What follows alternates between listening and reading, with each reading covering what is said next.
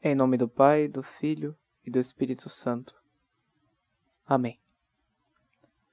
Criador inefável, vós que sois a fonte verdadeira da luz e da ciência, derramai sobre as trevas da minha inteligência um raio da vossa claridade. Dai-me inteligência para compreender, memória para reter, facilidade para aprender, sutileza para interpretar e graça abundante para falar. Meu Deus, semeai em mim a semente da vossa bondade. Fazei-me pobre sem ser miserável, humilde sem fingimento, alegre sem superficialidade, sincero sem hipocrisia, que faça o bem sem presunção, que corrija o próximo sem arrogância, que admita a sua correção sem soberba, que a minha palavra e minha vida sejam coerentes.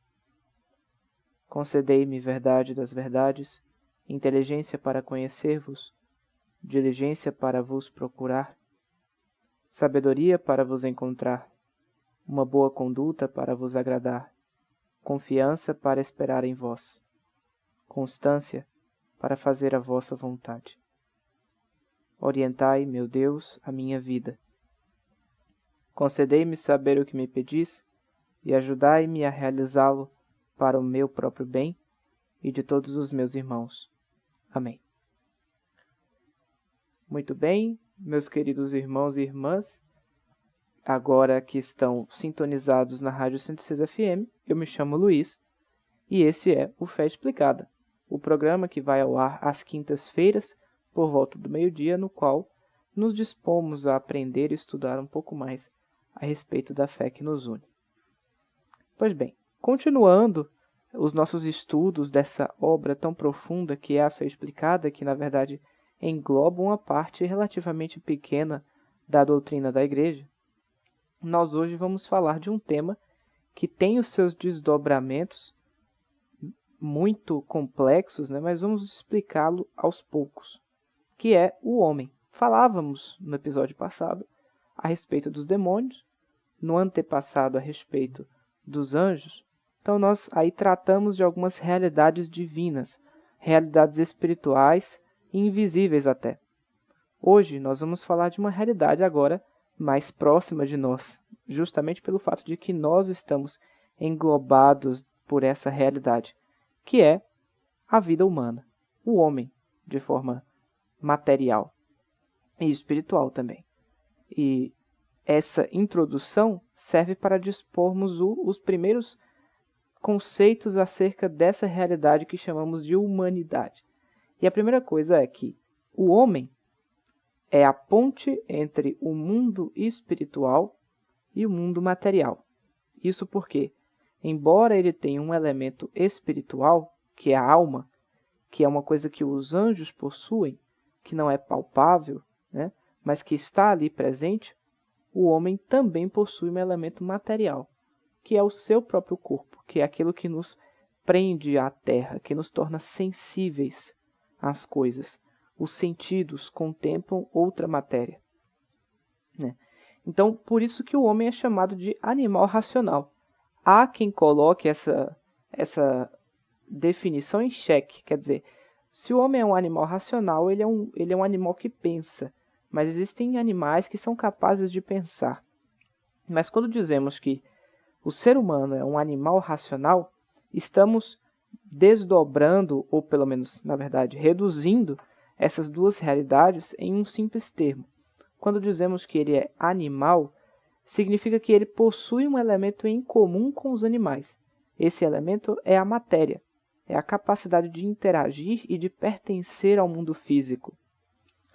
Quando atribuímos o termo racional, então um animal racional, significa que ele preserva, pela sua própria razão, um elemento espiritual que o distingue dos outros animais, que o torna único. Essa racionalidade é a capacidade, a potência, que pode nos levar até Deus, quando colocada em exercício. Então, o maior benefício da nossa alma é nos ligar mais intimamente a Deus. e algumas outras coisas também que nós vamos ver hoje. Então, sendo essa ponte entre os dois mundos, nós possuímos realidades dos animais e realidades que os anjos também possuem, como sendo as criaturas primeiras de Deus. E se nós pararmos um instante, às vezes parece que é uma coisa tão comum, mas nós comumente não nos damos conta da realidade que nos engloba a todo momento somente na parte material da coisa. Basicamente, nós não paramos para perceber a beleza do nosso corpo, do corpo humano. E eu não digo beleza no sentido de contemplar uma beleza, mas eu digo no sentido daquilo que o corpo realiza. Pense só, a forma como um corpo interage com o ambiente. Nós temos uma pele que impede que ar, água ou outros corpos estranhos adentrem o nosso corpo e, não obstante, permitem que outras coisas saiam por ela. Nós temos um esqueleto que dá sustentação ao nosso corpo. Nós temos órgãos que, embora funcionem individualmente, corroboram para a saúde do corpo como um todo e que funcionam sem que nos demos conta. Eles funcionam não obstante a nossa vontade. Quando nós comemos, não nos preocupamos em digerir a comida, porque o nosso corpo já o faz.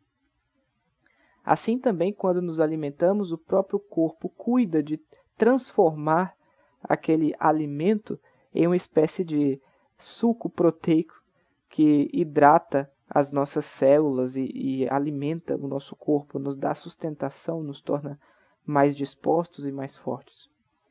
Toda essa máquina que nós chamamos de corpo é algo que nunca foi criado pelo ser humano e que possui um valor inestimável, porque preserva uma realidade muito sublime, uma coisa muito complexa.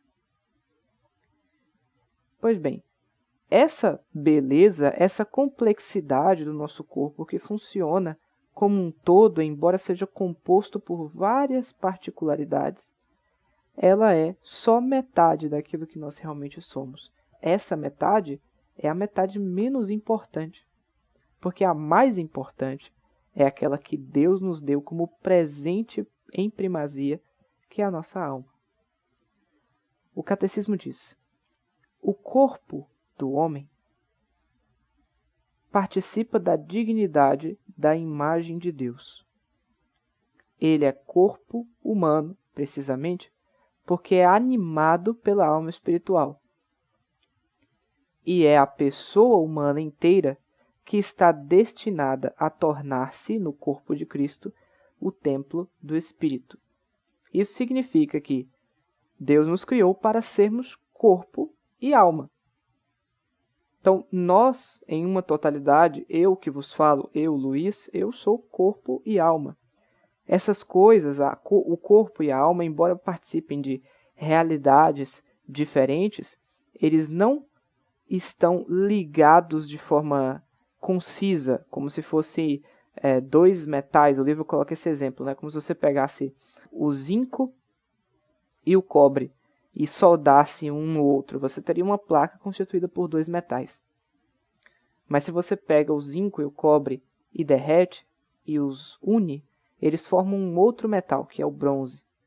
Então, nós somos corpo e alma, e essas realidades estão entranhadas, estão misturadas.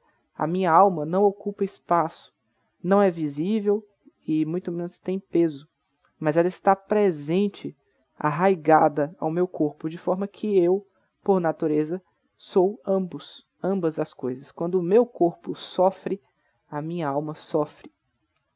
Quando eu sofro de problemas na alma, esses problemas refletem no meu corpo e vice-versa. Então, nós fomos criados para ser essa realidade. E isso torna a vida humana muito mais valiosa do que se simplesmente analisássemos apenas aquilo que é material. Porque ao passo que vemos que essa alma está ali presente, que essa alma preserva um elemento que foi querido por Deus, nós sabemos que a nossa semelhança com Deus, ela se dá através da alma. E se dá ao passo de que essa alma que Deus nos deu que Deus criou no momento da nossa concepção é imortal. Embora o meu corpo não seja imortal, em algum momento ele vai passar por uma decadência material, vai vir a morrer, né? Virá a se decompor e vai desaparecer com o tempo. A alma não.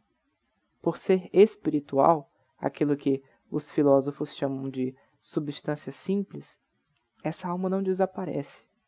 Ela é criada e destinada à eternidade.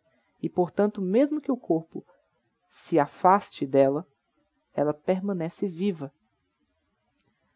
Mas existe uma outra questão a ser considerada. Ora, se eu sou corpo e alma, mesmo que a minha alma vá para o céu, como dizemos, eu não estarei no céu em minha totalidade, porque o que estará é só a alma, e não o corpo.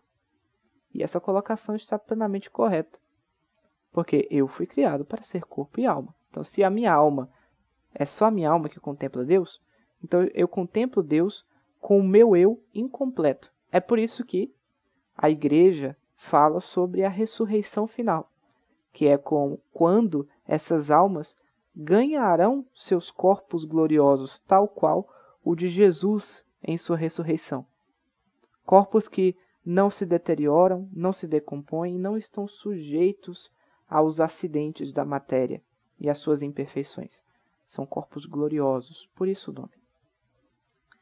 Em todo caso, essa parcela que temos de imortalidade é a parcela mais importante, porque ela é imortal. E é a parcela que nos une a Deus. Então, o Salmo 8º, ele diz: quando vejo o céu, obra dos teus dedos, a lua e as estrelas que fixaste, que é o homem para dele te lembrares, e um filho de Adão para vires visitá-lo?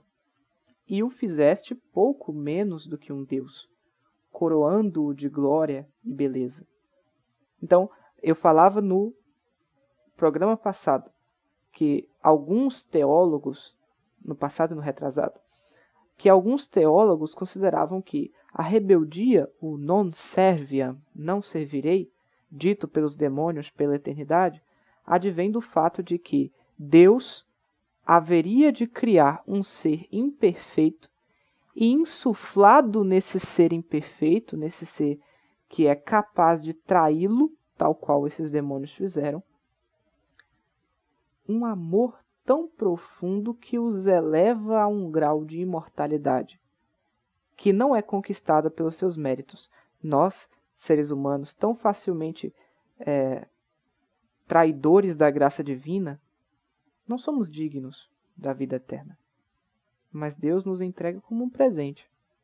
Esse presente tão valioso e entregue de uma forma tão despretensiosa, tão despojada da parte de nosso Senhor, é o que enfurece os demônios e o que nos une a Deus.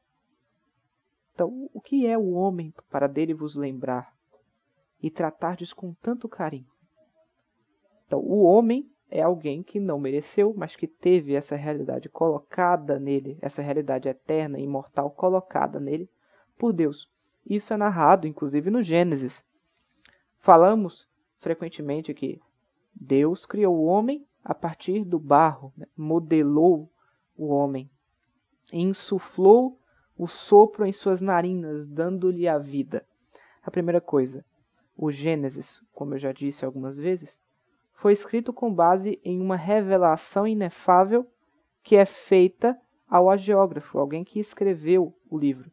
Essa revelação, embora fosse a revelação da própria verdade, uma vez que vem de Deus, continha, em alguns aspectos, tendências pessoais daquele que a escreve.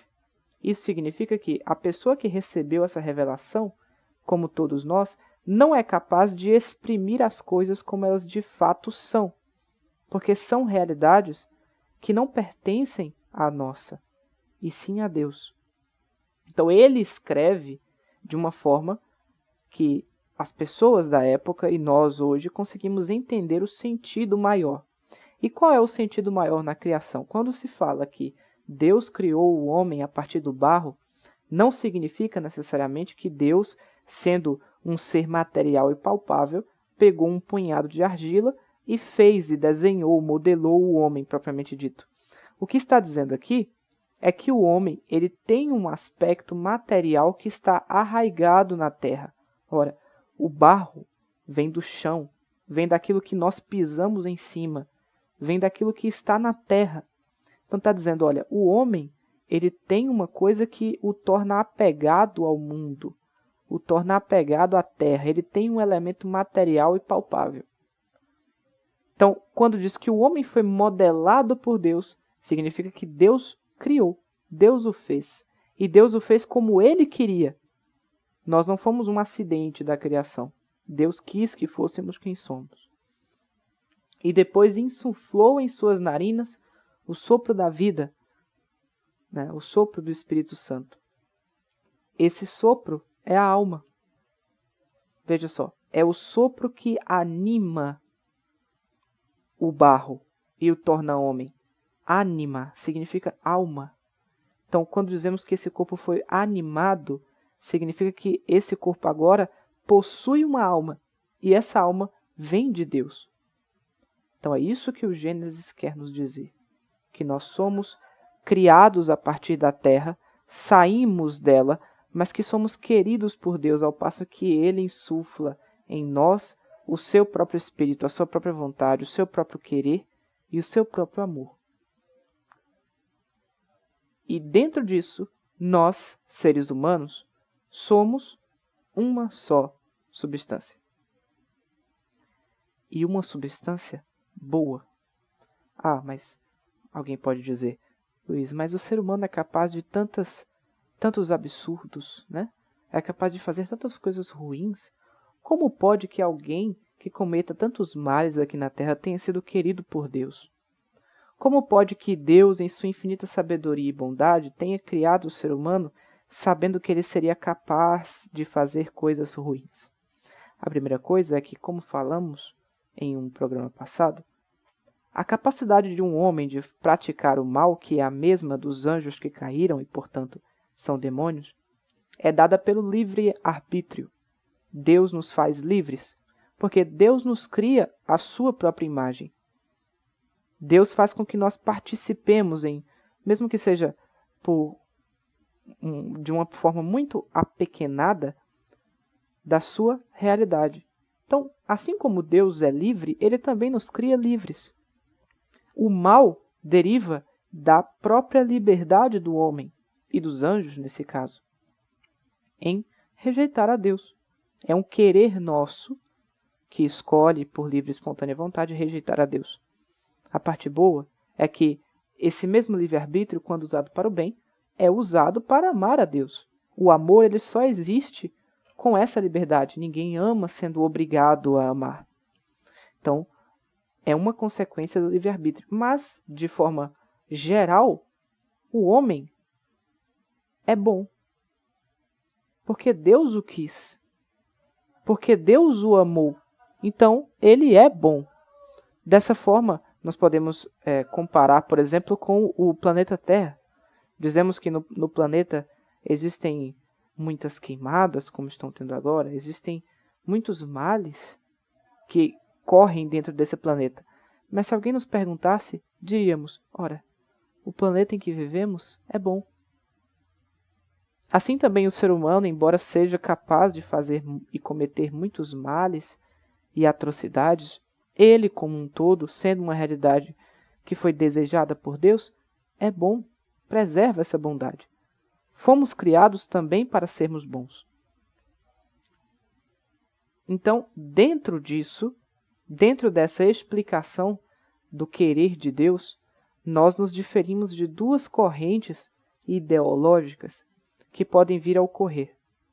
A primeira delas, que é menos comum nos dias de hoje, mas em algum período da história foram muito comuns, é a realidade manifestada pelos maniqueus e pelos cátaros. Os maniqueus, já citei eles em outro programa, eram pessoas, pensadores que acreditavam em uma dualidade, em uma eterna degladiação entre bem e mal, como se o poder de Deus fosse o mesmo poder que o diabo manifesta. Eu explicava no episódio passado e nos anteriores que, na verdade, o poder de Deus é uma supremacia sobre qualquer outro poder. E nenhum outro pode se comparar à grandeza de Deus. Pois bem, os maniqueus diziam que a matéria era ruim, porque era desejada por esse Deus mau. Inclusive, Santo Agostinho foi um dos santos da igreja que combateu de forma mais voraz os maniqueus, justamente porque ele, por um período breve da sua vida, ou talvez nem tanto, foi um deles. Santo Agostinho, antes de se tornar católico, buscava a verdade em outras religiões, em seitas, né, pagãs, e o maniqueísmo foi uma delas. Um outro mesmo pensamento que se desdobra através disso é o manifestado pelos cátaros, que acreditavam de uma forma ainda mais radical, né, que tudo aquilo que era material era querido pelo demônio. Então, tudo aquilo que nós temos, o nosso corpo, as nossas vontades, os nossos desejos, que não são espirituais, são maus por essência. E eles chegavam ao ponto de pensar dessa forma com tanta radicalidade que, inclusive, estimulavam as pessoas a não terem descendência, a não terem filhos. Porque para eles, quando alguém tinha um filho, essa pessoa estava fazendo com que uma alma espiritual e boa se prendesse a um corpo material e mau. Então, na concepção deles, não deveria haver descendência. O outro extremo disso é o hedonismo, poderíamos dizer, que é basicamente vivermos na tendência de buscar a todo e qualquer custo o prazer material e carnal e fugir a todo custo da dor. Ora, os hedonistas são, por essência, fissurados na matéria, são materialistas. Isso significa que para eles a alma não é uma realidade importante. Às vezes, muitas pessoas são materialistas sem saber. São pessoas que valorizam a matéria acima de tudo. Veem e admitem, às vezes, que Deus criou e colocou uma alma em mim. Mas dão tanta pouca importância a essa alma que é como se ela nem mesmo existisse. Porque veem na matéria, veem na sua vida física, veem naquilo que podem ver as coisas mais importantes. São pessoas que, não obstante a fé, utilizam de Deus para conseguir o que querem, seja fortuna, seja saúde, alcançar os seus objetivos, mas se esquecem do mais importante, que é a nossa alma. Esse hedonismo é marcado pela busca incessante pelo prazer e pela satisfação própria em detrimento da realidade espiritual. Esses dois extremos são coisas que devemos evitar de forma voraz e estabelecer um meio termo, uma mediania, que reconhece que eu fui criado para ser feliz aqui também, porque Deus me quis, né? Deus quis que eu existisse. Eu tenho um corpo que merece respeito, que tem uma dignidade, que é templo do Espírito Santo. Um corpo físico que também foi querido por Deus. Mas eu tenho uma alma. Essa alma me faz maior do que os animais, mais importante, porque foi querida por Deus de forma especial. Foi criada por Ele e destinada à imortalidade. Não importa se aqui na terra eu, por causa de Deus, padeça em sofrimento. Deus me criou para outra coisa. Deus me criou para o céu. Para viver essa vida imortal. Essa vida que não se acaba. E da mesma forma que o conhecimento de Deus sobre si mesmo é a vida íntima do próprio Deus, falávamos disso no episódio sobre Trindade. Que quando Deus contempla a si mesmo, conhece a si mesmo, esse conhecimento de Deus gera o Filho. E o amor com o qual ele ama a si mesmo, com o qual o Pai ama o Filho e o Filho ama o Pai, gera o Espírito Santo. Assim também, o nosso amor, que vem da nossa alma e que se manifesta para com Deus, ele se manifesta através desse conhecimento.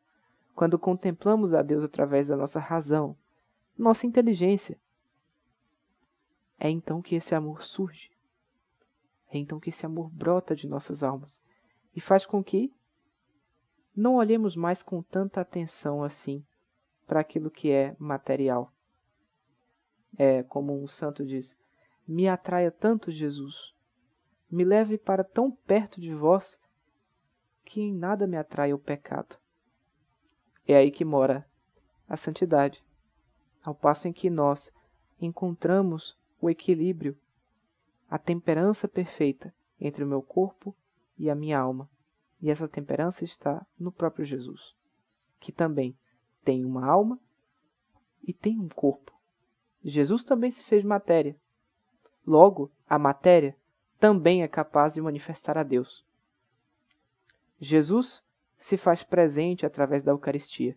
E a Eucaristia também é matéria, embora não possamos vê-lo ali. A sua substância está presente. O catecismo, apenas finalizando, completa: por ser a imagem de Deus, o indivíduo humano tem a dignidade de pessoa. Ele não é apenas alguma coisa, mas alguém. É capaz de conhecer-se, de possuir-se e de doar-se livremente e entrar em comunhão com outras pessoas. E é chamado, por graça, a uma aliança com seu Criador, a oferecer-lhe uma resposta de fé e de amor que ninguém mais pode dar em seu lugar. Com isso, o Catecismo diz que a obra que Deus ama é o próprio homem, e que esse mesmo homem tem a sua essência na busca por Deus. Não importa qual a nossa definição de sucesso, não importa aquilo que construímos durante a vida, não importa aquilo que fomos capazes de realizar. Se nós, em nossa vida terrena, não nos aproximamos de Deus e não o amamos da forma como Ele quer ser amado, de nada vale a nossa vida. Não serviu para nada, senão para ser arrancada e jogada ao fogo, como acontece com a erva verde da manhã, como diz o Salmo. O nosso fim último está em amar e conhecer a Deus. E assim seremos felizes plenamente no céu e receberemos também um resquício suficiente da sua misericórdia aqui e do seu amor infinito por nós.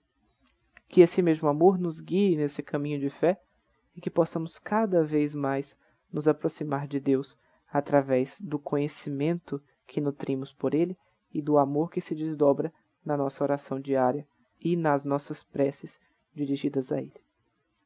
Muito obrigado a todos que escutaram até aqui. Faço novamente o lembrete do nosso e-mail para recebimento de perguntas. Caso você queira que alguma pergunta sua seja respondida aqui no programa na próxima semana, basta encaminhar essa pergunta para o e-mail afeexplicada.gbi@gmail.com afeexplicada.gbi@gmail.com. Tudo junto, tudo minúsculo. Muito obrigado a todos que ouviram. Eu vejo vocês na próxima semana. Em nome do Pai, do Filho e do Espírito Santo. Amém.